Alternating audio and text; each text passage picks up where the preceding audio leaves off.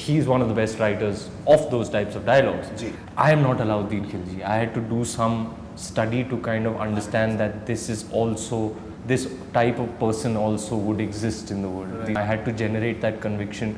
I had to teach myself कि दुनिया ऐसे में ऐसे लोग भी होते हैं. He believes as a filmmaker that if the actor wants to do something that is born out of his own instinct, he will do it most convincingly.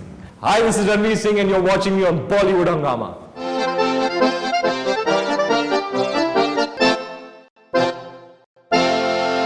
You have some of the best lines.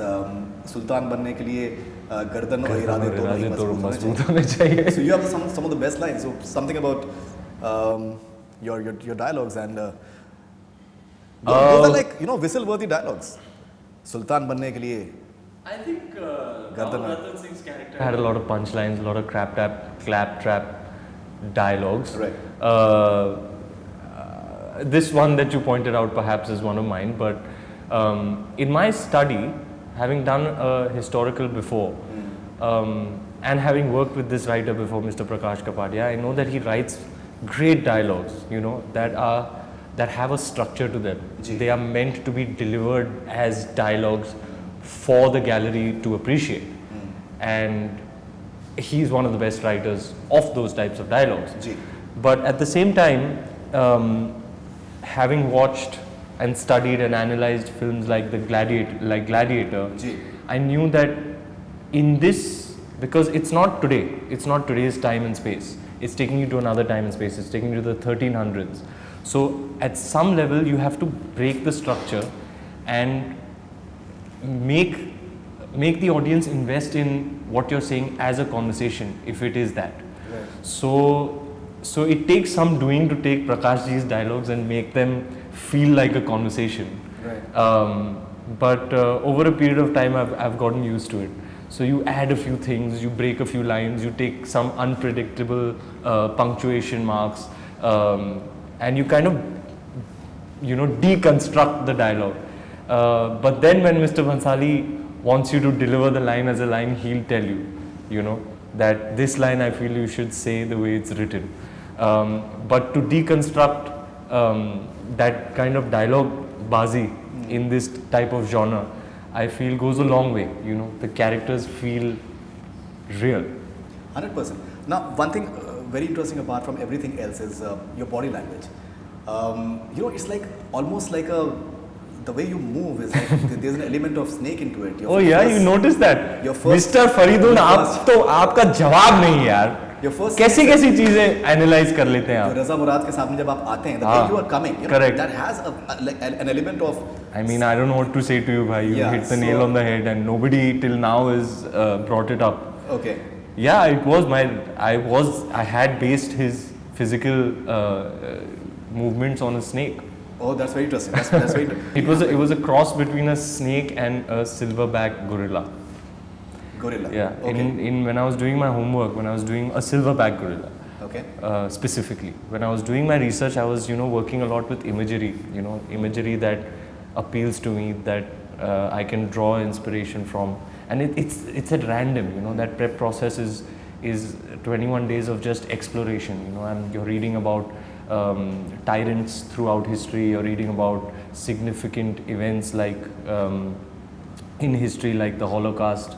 You're reading about all kinds of genocide, because I am not Alauddin Khilji. I had to do some study to kind of understand that this type of person also would exist in the world. Right. These types of incredibly oppressive things have happened. I had to generate that conviction. I had to teach myself कि दुनिया ऐसे में ऐसे लोग भी होते हैं और दुनिया में ऐसी चीज़ें भी हुई हैं. So part of it was that, part of it was working with imagery. So yeah, I did kind of base his movements on a snake, and his physical structure and facial expressions on a silverback gorilla.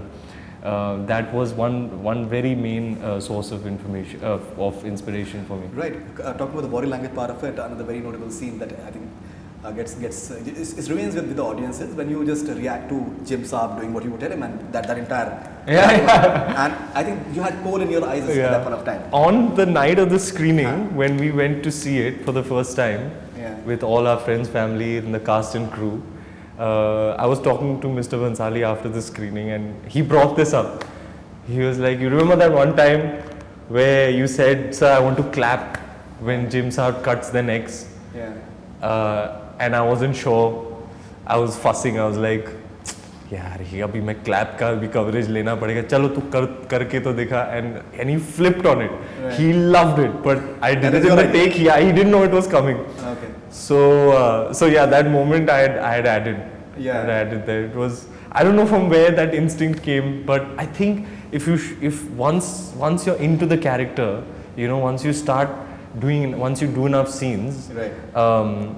Then you start feeling the character, then you're starting to react as the character, then instincts like this will just come, you know. And Mr. Bhansali, his process is so collaborative. You can feel free to go up to him and say, "Sir, मैं ऐसे करूँ, sir, मैं वैसे करूँ," and he'll rarely ever say no. He'll say, "करके देखो," because he believes as a filmmaker that if the actor wants to do something that is born out of his own instinct, he will do it most convincingly. And that's what you need to do. Whatever action you're doing, you need to do convincingly. So he allows you the freedom to do that. The only reason I'm able to do all of these things is because he sets me up for it. 100%. He gives me the freedom to do it. 100%. He indulges me, really, to 100%. Be frank. It's very apparent because, you know, the way you just pushing the boundaries in every sense of the word. It's something that it's very apparent that he's going beyond.